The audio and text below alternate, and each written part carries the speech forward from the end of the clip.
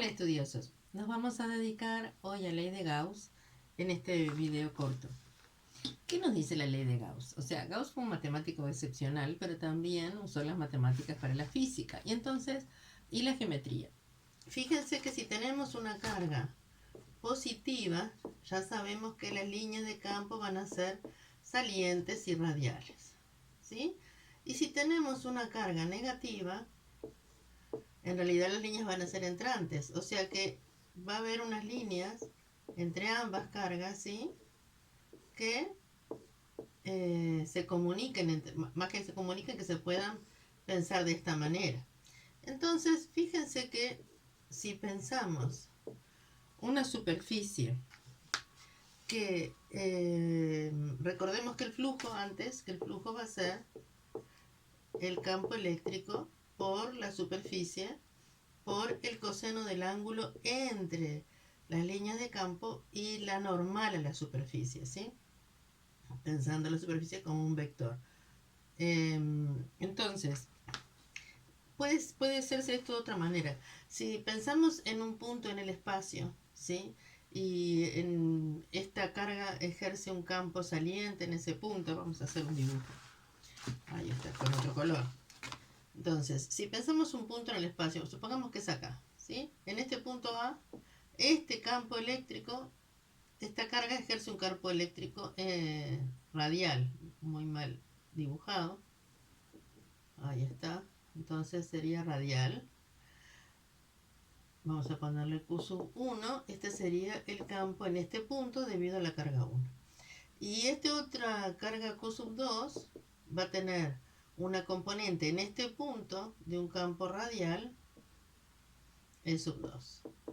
De modo que en este punto el campo neto va a ser la suma de estos dos. Vamos a sumarlo bien. Y eso en cada punto del espacio. Y se complica un poco en el punto A. ¿Sí? Se complica un poco pensarlo para todo el espacio. Recordemos que el flujo tiene que ver con cuántas líneas, es una cosa conceptual, no es que contemos las líneas, pero cuanto más fuerte sea un campo eléctrico, se supone que más líneas atraviesan esa superficie. Si pensamos una superficie que solo contenga estas líneas, ¿sí? Esta es la superficie S1, vamos a ponerla. ¿Sí? El flujo va a depender entonces de cuán fuerte sea ese campo, cuán fuerte sea la carga y a qué distancia estamos también. Perdón, en ese caso no es la distancia.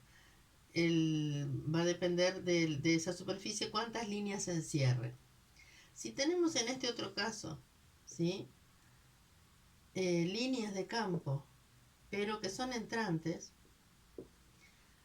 podemos calcular el flujo del campo eléctrico acá. ¿Qué pasaría si estas dos cargas fueran numéricamente iguales? Vamos a ponerle valor absoluto para que sean numéricamente iguales. Podemos generar una superficie tal que, si las cargas son iguales, en esta superficie, la cantidad de líneas de fuerza que salen y las que entran van a ser iguales. Entonces, en esa superficie, en realidad, el flujo va a ser cero.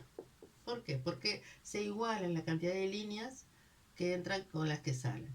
Y si tuviéramos otra carga más positiva, bueno, entonces habría más líneas que salen que las que entran. De hecho, se puede calcular a partir de la ley de Gauss el flujo del campo eléctrico como la carga total, que es la suma de todas las cargas individuales, dividido epsilon 0. ¿Qué quiere decir? Dividido la permisividad o permeabilidad eléctrica en el vacío. El valor de epsilon 0, lo recordamos, es 8,85 por 10 a la menos 12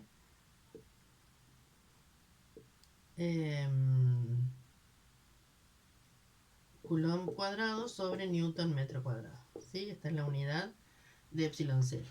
Entonces, en realidad, si uno elige una buena superficie de Gauss, es bastante sencillo calcular el flujo del campo eléctrico.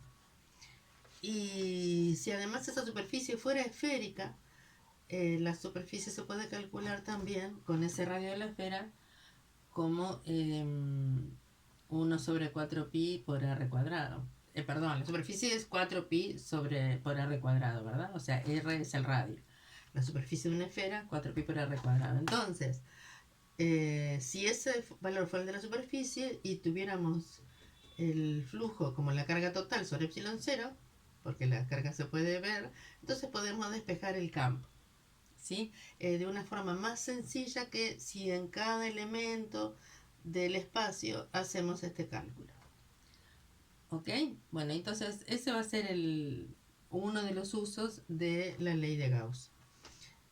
Recordemos que lo que nos importa es, bueno, determinar la superficie que sea capaz de unir a varias cargas para poder calcular la carga neta.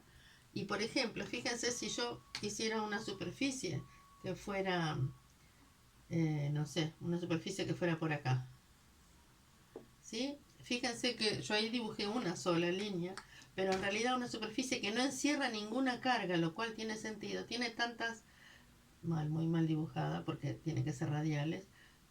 Ahora sí.